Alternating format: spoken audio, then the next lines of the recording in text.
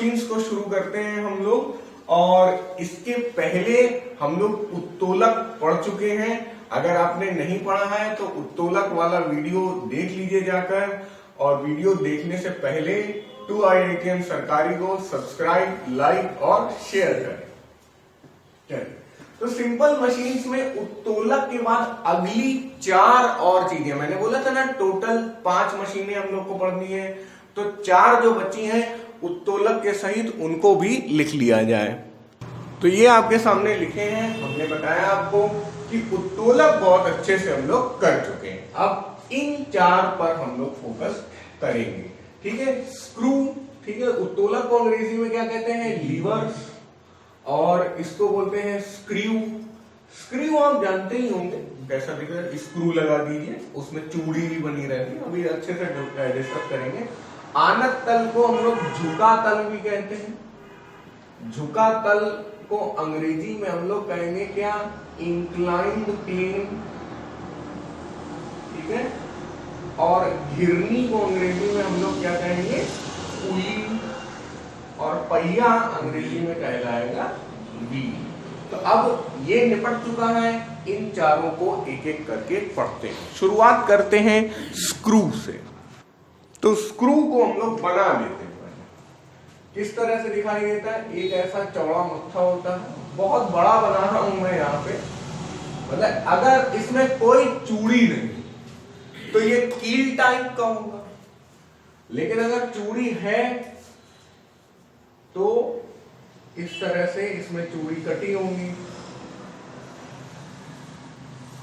और यहां पे एक गैप टाइप का होगा, चाहे इस तरह का और चाहे इस तरह का।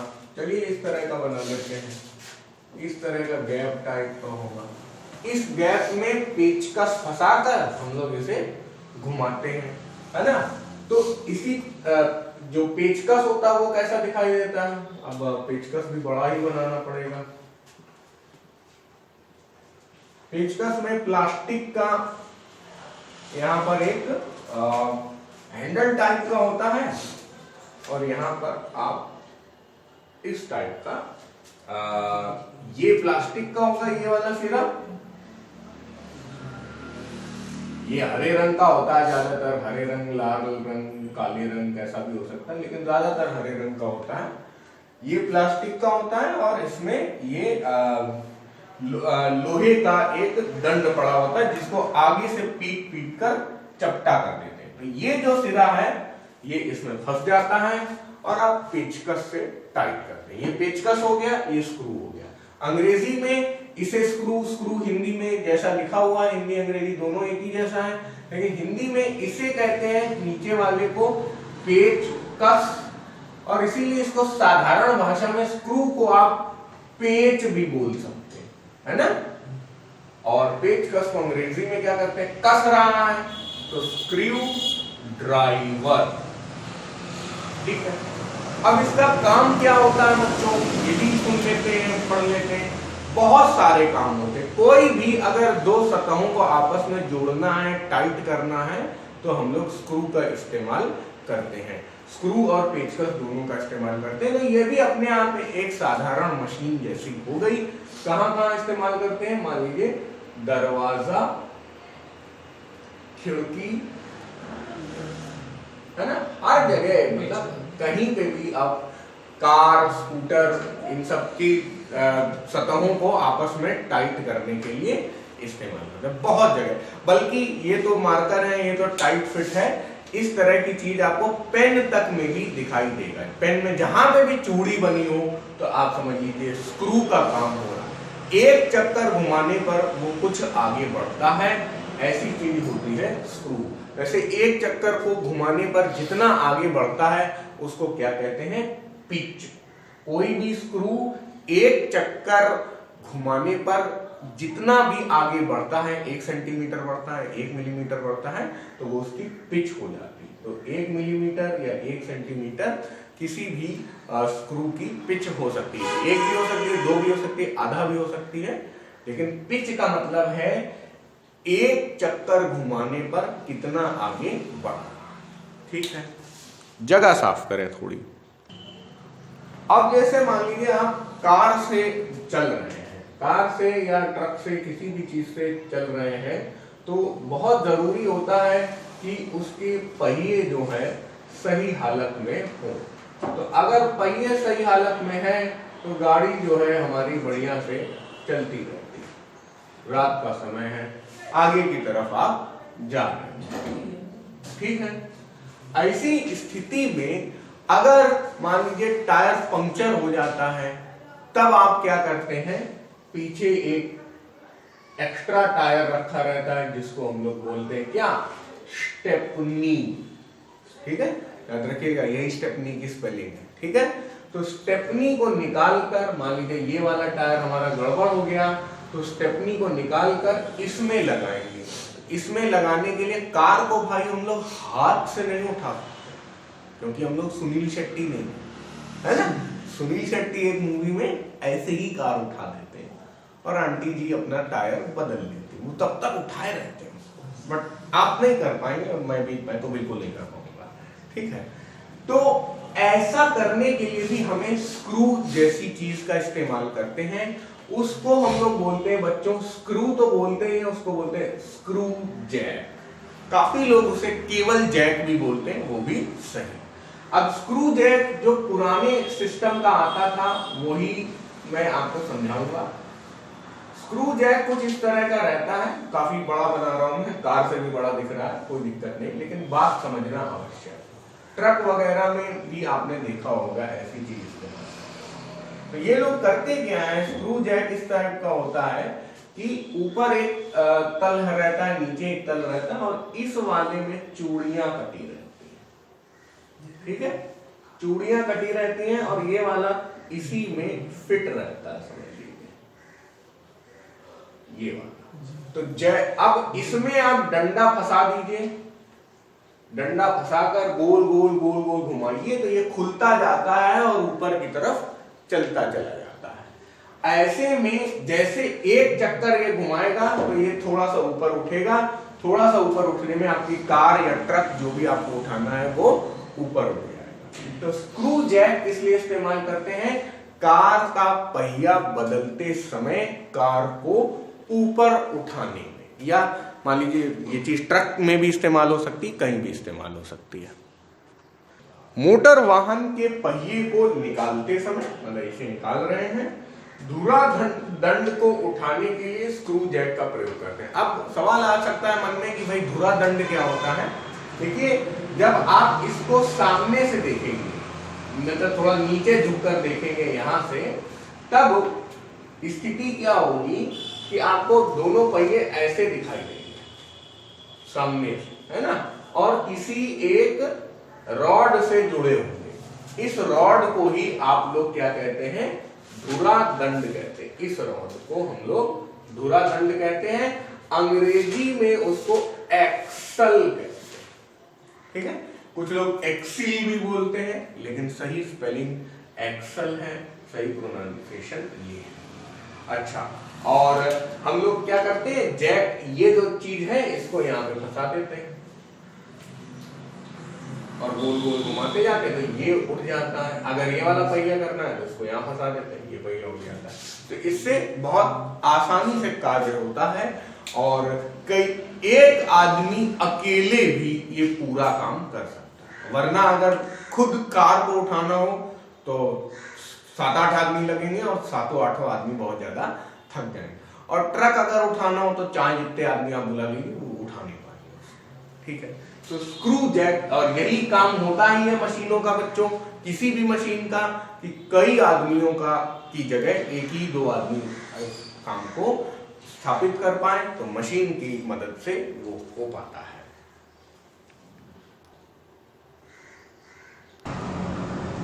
और स्क्रू में थोड़ी सी बात कर ले, अगर आप सामने से देखते हैं तो वो एक वृत्त जैसा दिखाई देता है और इस तरह यहाँ पे खांचा कटा होता है, इसी खांचे में पकड़कर हम लोग घुमाते हैं। कभी कभी ये ऐसा भी होता है, धन के आकार का भी हो सकता है, कभी कभी ये ऐसा भी हो सकता है, इसके आकार का भी हो सकता है। तो इन दोनों को ही मतलब एक ही नाम से बुलाते हैं। इसको बोलते हैं स्टार स्क्रू और इसको बोलते हैं सिल्क स्क्रू। ठीक है, तो ऐसा स्टार स्क्रू तब कहाँ इस्तेमाल किया जाता है? ज्यादातर इलेक्ट्रॉनिक चीजों में, लैपटॉप वगैरह का जो अगर स्क्रू आप देखेंगे तो वो छोटा सा होता है, लंबाई उसकी कम होती है, लेकिन स्टार होता है तो वो काफी ज्यादा अच्छे से टाइट होता है। इसलिए जब लंबा स्क्रू होगा तो ऐसा है। ठीक है, और ये भी एक बात कर ली जाए यहां पर कि जो काम आनत तल करता है वही काम आपका ये कर देता है। आनत तल जैसा ही काम ये करता है, स्क्रू जैक करता है। तो ये भी एग्जाम में पूछा जा चुका है कि स्क्रू जैक किसके सबसे करीब कार्य करता है? तो वो आनत तल जैसा कार्य करता है। भाई इसका काम है ऊपर उठाना और आनत तल का भी काम है ऊपर उठाना। ये थोड़ा ज्यादा लंबी दूरी तय करके करता है, यहाँ पे गोल गोल घुमा के ऊपर उठाते हैं। तो आनत तल और स्क्रू जैक एक जैसा ही काम करते हैं। अब शुरू करते हैं झुका तल यानी कि आनत तल यानी कि इंक्लाइंड प्लेन। तो देखिए बच्चों, इंक्लाइंड प्लेन अगर हमें बनाना तो हम लोग क्या करेंगे? पटरा लेंगे। पटरा यानी कि तख्ता ले लेंगे। तख्ता कैसा दिखाई देगा? ऐसा दिखाई देगा, है ना, सामने से ऊपर से देख रहे हैं। अब जब हम उसको टेढ़ा देखेंगे तो कैसा दिखाई देगा? ऐसा दिखाई देगा। ठीक है, ऐसा मतलब इतनी मोटाई है उसकी। अब इसको हम लोग ऐसे उठा देंगे। कैसे उठा देंगे? ऐसे उठा देंगे।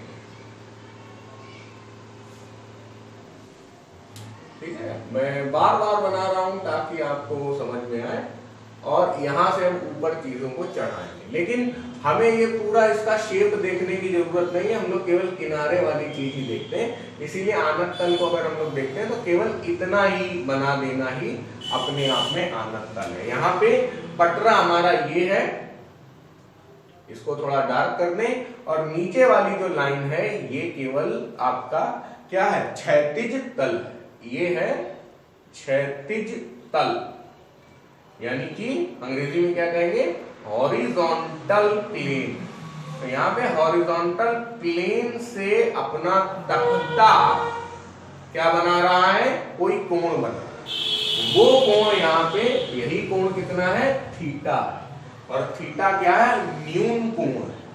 और न्यून कोण पर झुका, भाई जो ये थीटा है वो आप ऐसे सीधे खड़ा थोड़ी ना कर सकते हैं। तो थीटा कभी भी 90 डिग्री नहीं होगा, 90 डिग्री से कम होगा। तो थीटा हमेशा 90 डिग्री से कम होगा और थीटा हमेशा 0 डिग्री से ज्यादा। ठीक है, 0 से ज्यादा होगा। भाई अगर 0 डिग्री होगा तो पटरा आपका नीचे ही बैठ जाएगा, फिर उतरेगा कैसे सामान, है ना? तो आनत तल इतना इंपॉर्टेंट चीज है बच्चों की, कभी भी कोई पुल बनाया जाता है तो हर एक पुल में आनत तल का इस्तेमाल होता है। कैसे? मान लीजिए कि आपको नदी पार करानी है, तो होता क्या है? जमीन उबड़ खाबड़ टेढ़ी मेढ़ी रहती है। तो पुल जब आप बनाते हैं तो इसके ऊपर से ऐसे ले जाकर इस तरह ले जाते हैं। ठीक है भाई, हम लोग क्या चाहते हैं कि आगे भविष्य में बाढ़ भी अगर आ जाए तो जो हमारा पुल है, यहाँ पे पानी बह रहा, मान लीजिए ये जो है ये इतने में पानी है, कभी भी आप देखेंगे तो थोड़ा पानी तो नदी में रहेगा ही, लेकिन कभी बाढ़ आ जाएगी तो ऊपर आ जाएगा पानी, ये सारी चीजें भी पानी में डूब जाएंगी। लेकिन हम ये नहीं चाहते हैं कि हमारा पुल पानी में डूब जाए, इसलिए पुल को हमेशा काफी ऊंचाई पे बनाया जाता है। तो ऊंचाई पे बनाने के कारण क्या होता है? यहाँ पर हमें आनत तल का इस्तेमाल करना होता है। एक तरीके से अब यहाँ पर अगर मैं अपना आनत तल ढूंढूं तो कहाँ पे आनत तल आपको दिख रहा है? यहाँ पे। और पुल वगैरह में बच्चों आनत तल का ये मैंने थोड़ा अच्छा मतलब ठीक ठाक 30 डिग्री का बना दिया है, लेकिन पुल जो होते हैं ये खूब आगे से शुरू किए जाते हैं ताकि थीटा जो है आपका काफी कम, यानी वो 0 डिग्री ना हो, लेकिन 5 डिग्री 6 डिग्री के आसपास आनत तल होना चाहिए। लेकिन अब ज्यादा लंबा बनाने में खर्चा ज्यादा होता है। अगर आपको सामान ट्रक से उतारना है तो ऐसा थोड़ी ना है कि आप आधा किलोमीटर लंबा तख्ता लेके आए, उठाएंगे कैसे उतना बड़ा तख्ता? तो सामान तो बड़े आसानी से उतर जाएगा अगर किसी तरह तख्ता लग गया, लेकिन उस तख्ते को लाना ले जाना ही मुश्किल होगा और उठाना रखना बहुत मुश्किल होगा। इसलिए ट्रक वगैरह में जो आनत तल का पटरा इस्तेमाल किया जाता है वो 3 मीटर 4 मीटर से ज्यादा लंबा नहीं। बहुत ज्यादा ऐसा भारी मशीन अगर उतारनी हो, जैसे आप लोग देखते हैं बोरिंग वगैरह होती है जब, तो बहुत बड़े ट्रक से बहुत बड़ी मशीन बाहर निकाली जाती है, तब मान लीजिए कि 7-8 मीटर लंबा आनत तल हो सकता है। लेकिन ज्यादातर आप समझ लीजिए कि 5 मीटर एक स्टैंडर्ड है कि 5 मीटर से थोड़ा ऊपर या थोड़ा नीचे आपका आनत तल होगा यदि ट्रक से उतारा जाता है। 5 मीटर यहाँ पे मैं कह किसको रहा हूं, इसको कह रहा हूं, इस लंबाई को कह रहा हूं। पटरे की या तख्ते की लंबाई 5 मीटर के आसपास रहती है। पुल में अगर करेंगे तो 500 मीटर 1000 मीटर भी आनत तल की लंबाई हो सकती है। अब आप अपने घर में आ जाइए, आपके घर में जब सीढ़ी बनती है तब भी आनत तल का प्रयोग होता है। ये वाला जो है ये अपने आप में वहां पे टेढ़ी सरिया डाल दी जाती है ना, ऐसे करके ऐसे जोड़ दिया जाता है, तो यहाँ पे भी आनत तल का इस्तेमाल होता है। तो आप देख सकते हैं इंक्लाइन प्लेन का इस्तेमाल कहाँ हो रहा है, पुल बनाने में इस्तेमाल हो रहा है, सीढ़ी चढ़ने में इस्तेमाल हो रहा है, ट्रक से सामान उतारने में हो रहा है। अब आ जाते हैं बच्चों घिरनी पे। घिरनी को अंग्रेजी में पुली कहते हैं, ठीक है, कुछ लोग गरारी भी कहते हैं इसको, ठीक है, उत्तर प्रदेश की भाषा में लोग गरारी भी। घिरनी अगर थोड़ा सा साइड से देखा जाए तो ये कुछ इस तरह की होती है, मतलब 2 वृत्त एक समझ लीजिए डिस्क टाइप की होती है, डिस्क में थोड़ा किनारे किनारे किनारे खोद कर जगह बना दी जाती इतनी कि उसमें रस्सी फंस सके। तो घिरनी इस तरह की देखने में लगती, ठीक है, और जो ये जगह है यहाँ पे रस्सी फंस जाती है। सामने से आप देखेंगे तो ये एक वृत्त जैसा ही दिखाई देगा, बिल्कुल साइड से आप अगर देखेंगे तो घिरनी ऐसी दिखाई देगी, बिल्कुल अगर किनारे से देखेंगे तो ऐसी गोल होगी, लेकिन ये ऐसे गोल। अब इसी जगह में ये अंदर से यहाँ पर जगह बनी हुई है, इसी जगह में आपकी रस्सी फंस जाती है। तो अगर घिरनी का चित्र हमें साधारण रूप से बनाना है तो हम इसको ऐसे ही बना देते बस, ठीक है, और यहाँ पे टेंशन बना देते हैं, टेंशन यानी कि तनाव, और ये लटक गई अपनी कुएं की बाल्टी, और यहाँ पे एक बिटिया खड़ी है वो पानी खींच रही है, खुश है बिटिया, ठीक है, एक आंख उस तरफ है ना, अच्छा चोटी आगे नहीं होनी चाहिए, चोटी पीछे होनी, अब तो सही है। अच्छा, तो अब ये पानी खींच रही है, पानी इसमें भरा हुआ है, तो किसका इस्तेमाल कर रही है, घिरनी का इस्तेमाल कर रही है। ये जो गोला है इसको घिरनी कहते हैं, और ये जो है इसको रस्सी कहते हैं, ठीक है, इसको पुली कहते हैं, इसको अंग्रेजी में लोग स्ट्रिंग कहते हैं, रोप भी कह सकते हैं, ठीक है। तो इस तरह का सिस्टम इस्तेमाल किया जाता है कुएं से पानी निकालने में, बहुत जगह इस्तेमाल किया जाता है इसका। जब भी एक जगह का रोटेशन दूसरी जगह ले जाना होता है वहां पर हम लोगों को घिरनी का प्रयोग करते हैं। चक्की में भी यही करते हैं। चक्की में क्या होता है, एक लंबा पट्टा लगा रहता है और यहाँ पे छोटी सी मोटर मतलब छोटे पहिए वाली मोटर लगी रहती है, और ये पहिया बड़ा होता है, इसको बाहर गोल गोल गोल गोल घुमाता रहता है, यहाँ पे मोटर लग जाती है। तो ये भी एक तरीके से घिरनी का ही काम कर रहा है। कौन घिरनी का काम कर रहा है, ये वाला पहिया जो है वो घिरनी का काम कर रहा है। तो ये ऐसे ऐसे ऐसे गोल गोल घूमता रहता है क्योंकि यहाँ पे मोटर लगी है। तो घिरनी का क्या काम होता है, या तो दिशा बदलना, ठीक है, क्या बल की दिशा बदलना, जैसे ये लड़की कर रही है, क्या कर रही है, पानी ऊपर खींच रही है लेकिन खुद ताकत नीचे लगा रही है। और लड़की क्या कर सकती है, इसमें लद सकती, तो लद जाने से ना सिर्फ हाथों का बल बल्कि उसके पूरे शरीर का वजन भी यहाँ पे काम आ जाएगा, जिससे कि बाल्टी आराम से उठ जाएगी। अगर इसी लड़की से बोला जाए कि तुम बाल्टी ऐसे ही कुएं से खींच के निकाल दो तो निकाल सकती है वो, लेकिन तब सारी ताकत जो है यहाँ बाजुओं से ही लगेगी, जिससे कि लड़की काफी थकेगी, जिम टाइप हो जाएगा तब। लेकिन जब ऐसे खींचेगी तो फिर ये इसमें लटक जाएगी, लटक जाने की वजह से बाल्टी काफी आसानी से ऊपर हो जाएगी। तो बाल्टी ऊपर जा रही है, लड़की नीचे जा रही है, बल की दिशा बदली जा रही है। दूसरा उपयोग है जो मैंने यहाँ पे चक्की में बताया कि भाई हम लोग रोटेशन ट्रांसफर कर रहे हैं। रोटेशन ट्रांसफर मतलब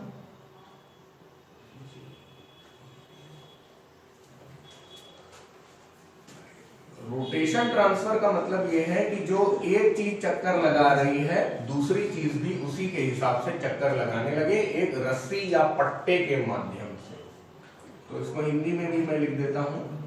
रोटेशन का मतलब होता है घूमना और ट्रांसफर का मतलब होता है स्थानांतरण। घूर्णन, स्थानांतरण, ये भी हम लोग कर सकते हैं इसकी मदद से। ठीक है, आपकी घिरनी की मदद से रोटेशन ट्रांसफर हो सकता है, change of direction of force हो सकता है। ये काम है आपकी घिरनी का। तो हमने सीखा कि भाई घिरनी क्या होती है। गोल खांचेदार पहिए से होकर एक रस्सी जाती है, उस पूरे सिस्टम को घिरनी कहते हैं। गोल खांचेदार पहिए को अकेले भी आप घिरनी कह सकते हैं। तो इसको अंग्रेजी में क्या कहेंगे? A string through circular grooved wheel. Circular grooved wheel, grooved मतलब खांचेदार। ठीक है, अब व्हील की बात शुरू हो गई है तो व्हील पर ही आ जाते हैं, पहिए पर ही आ जाते हैं। कोई भी गाड़ी आप देख लीजिए तो वहां पे आपको पहिया जरूर दिखाई देगा। और पहिया किस पे काम करता है? घर्षण पे काम करता है। जो घर्षण आते हैं यहाँ पर जो अपने काम के हैं, भाई हमें अगर कोई चीज चलानी है, जैसे मान लीजिए कि एक कार ये ऐसी कार बनाई है, नीचे इसमें पहिए नहीं, और दूसरी कार ये,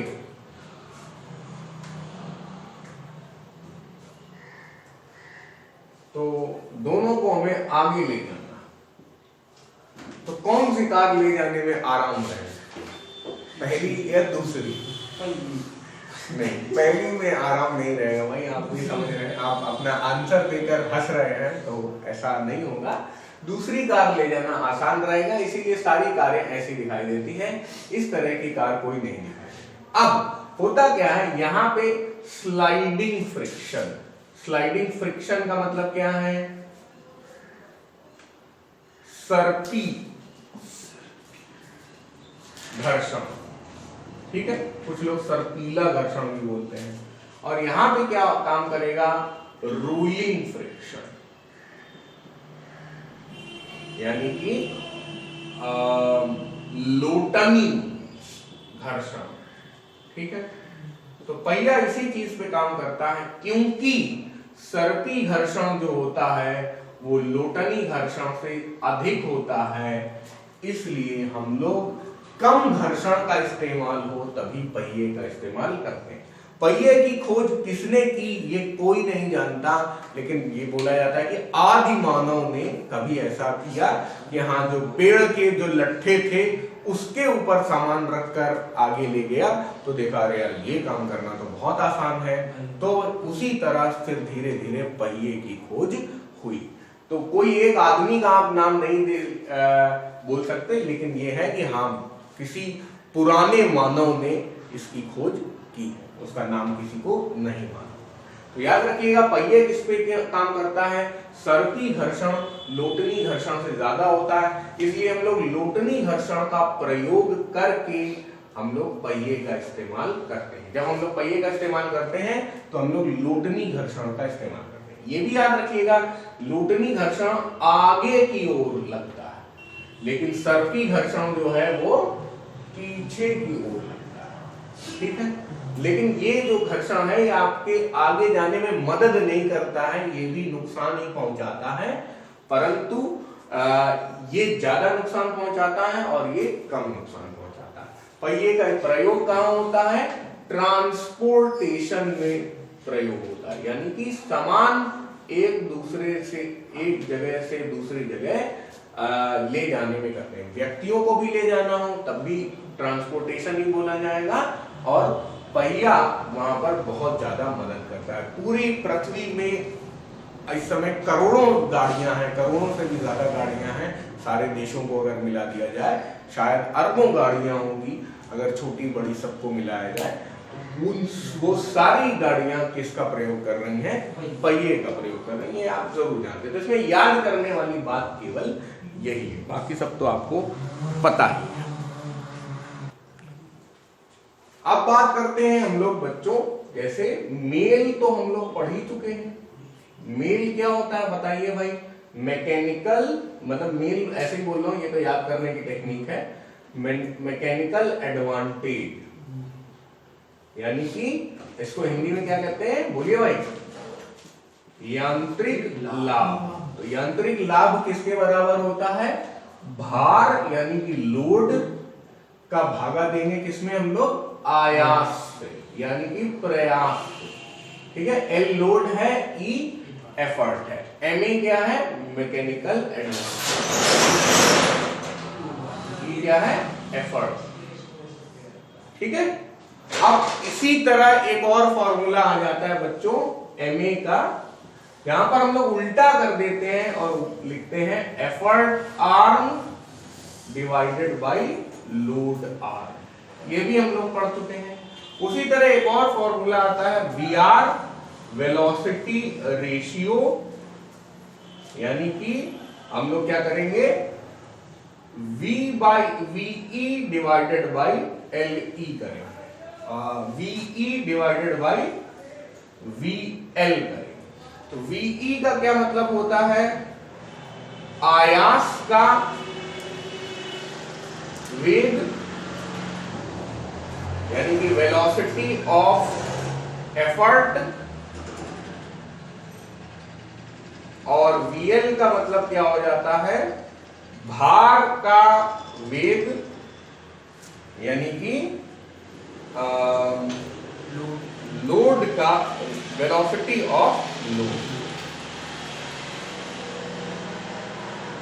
ठीक है, तो इसमें आपको याद क्या रखना है? आपको मेल तो याद ही है, यहां L बाई E है अगर, तो यहां पे E बाई L हो जाएगा और यहां पे भी E बाई L हो जाएगा। तो ठीक है, तो ये तो हम लोग याद कर ही चुके हैं पहले से, इसी पे आधारित ये और दो बातें आ गई, तो रट लीजिए पूरा। और यहीं पर अब हम लोग सिंपल मशीन्स को, जो बेसिक लेवल हम लोग पढ़ रहे थे, उसको समाप्त करते हैं। सिंपल मशीन्स अब बेसिक लेवल पर खत्म हो चुकी है।